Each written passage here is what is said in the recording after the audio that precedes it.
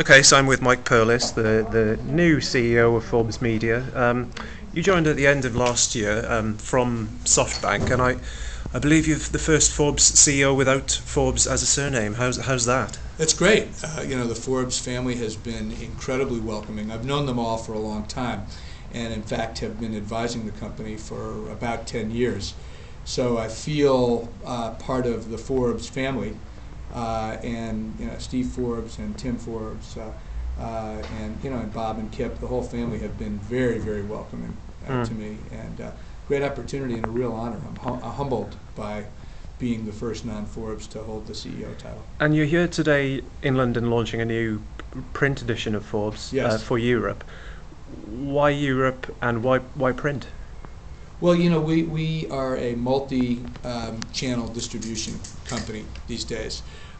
Print continues to be very important to the Forbes franchise in the United States, in Asia, in the foreign language editions that we license around the world. And as the economy improves, particularly as the economy improves here in Europe, we wanted to add to Forbes.com's deep imprint in Europe a print publication, and that is a 20,000 circulation product that we think is the beginning of a larger initiative here. And everything that we do at Forbes we think about in terms of centralized creation of content that's then distributed out through print, through Forbes.com, increasingly through apps and through mobile. So to complete that whole footprint here with the addition of a print product, return to a print product, I think is really important. Forbes' tagline, I think, is champions of free enterprise. With everything that's happened to the economy over the last couple of years, where does that mantra sit? Oh, it sits firmly where it has for almost 100 years. We're about entrepreneurship, we're about free market capitalism, we're about success and the impact that you can have by being successful. We really believe in entrepreneurs and the ability of business to help solve problems in the economy. And as the economy is getting improving, and it has improved significantly in the U.S., and we're feeling that the rumblings of that here in Europe, we think our message becomes even more important. One of the trends in media recently has been certain publications introducing fees for their web and digital products. Often, that seems perhaps a little bit retrograde. Perhaps the strategy is to sort of align the digital product with the print product, which people continue to pay for. But Forbes.com, I think, remains free. Yes. Could you talk about that? Well, Forbes.com is 10 years old.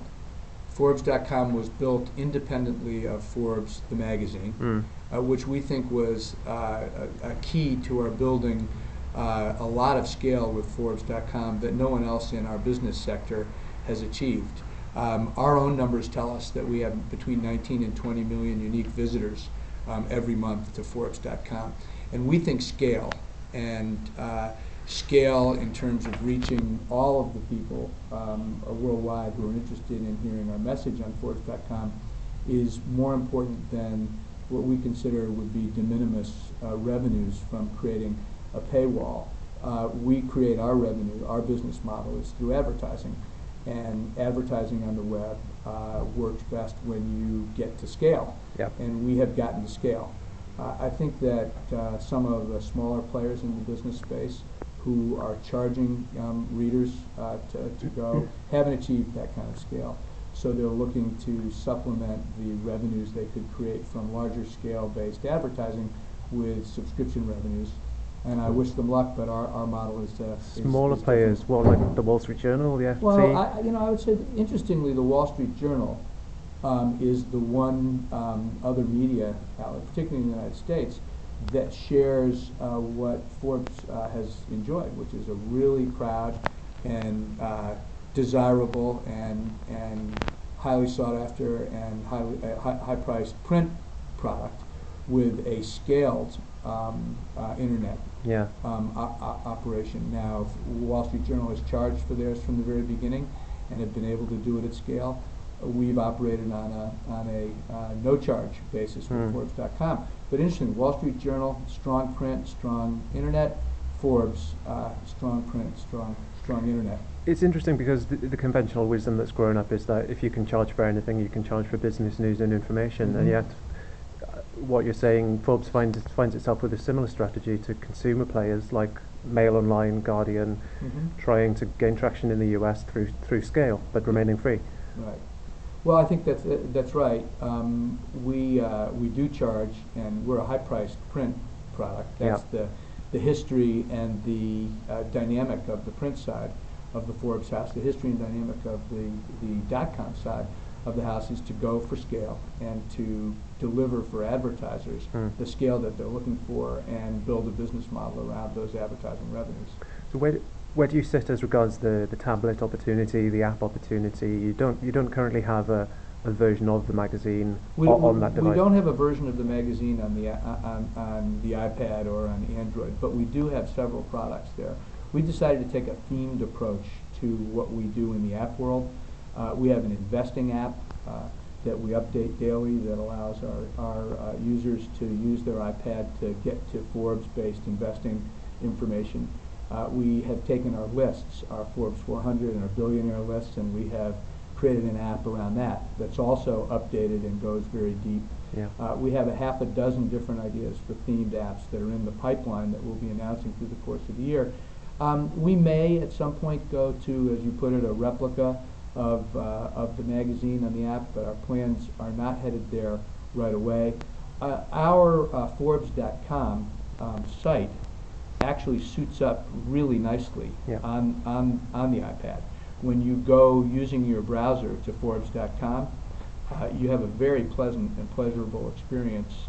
So we're leaning towards the combination of using Forbes.com on the app and doing these themed approaches. And you mentioned that Forbes.com was started as a startup really all those years ago, as something independent from the magazine. Recently, the business I think was reintegrated across those two media. What is the integration of Forbes.com, the alignment with the print business? What does that look like in practice?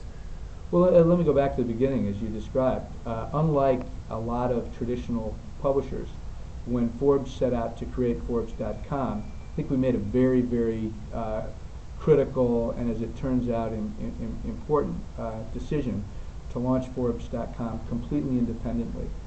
We even had a separate building, completely separate staffs. This allowed Forbes.com to grow to scale, as we've discussed, in a way that hasn't happened with other traditional publishers. And for 10 years, almost 10 years, we operated Forbes.com, Forbes magazine separately. It was the right thing for us to do at that particular point in time. The right thing to do now, as people are looking for integrated content distribution, create content centrally and then distribute that content to people where they are, when they want it, how they want it. That's exactly the right thing for us to do now, and we've done that. And over the period of the last 12 to 18 months, we've integrated our content teams, and we've also integrated our marketing teams. This gives us the ability to deliver users and readers content where they are, when they want it, how they want it, as I described. It also gives us the opportunity to do for advertisers what more and more advertisers are looking for, which is to purchase advertising on an integrated basis, to be able to purchase from one brand, a print product, an internet product, an app product, a mobile product, experiential advertising, and we do all of that together. Putting the two teams together, complicated, but has been actually kind of joyous. The Forbes content team is really enjoying being on the cutting edge from an innovation standpoint of a social journalism, distributed media approach, and the advertising team has what everybody's looking for, which is the ability to sell an advertiser everything they want. And putting two teams together often results in some cutbacks to at least one of those teams. How has the scale of each of those teams changed in the process? Well, during 08 and 09, there's tough times. We did this integration because it's the right thing to do. It's allowed us to operate more efficiently and in a more streamlined way. And I think we've got the best team that we could create out of putting both of these groups together. And then lastly, what is your big economic forecast for the rest of the year? Well, I'm the expert on the economic forecast. Steve Forbes just left, but from what I'm seeing and from where I sit as a magazine and an internet publisher, our order flow is very strong. Readers and users are excited about the products that we're creating, and advertisers are really returning to the marketplace. I'm sure you're hearing this elsewhere, but the advertising community is ambitious and aggressive and much less tentative than they've been the last couple of years. So our forecast for the near term in the next couple of years is very strong. Good. Okay. Thanks for your time.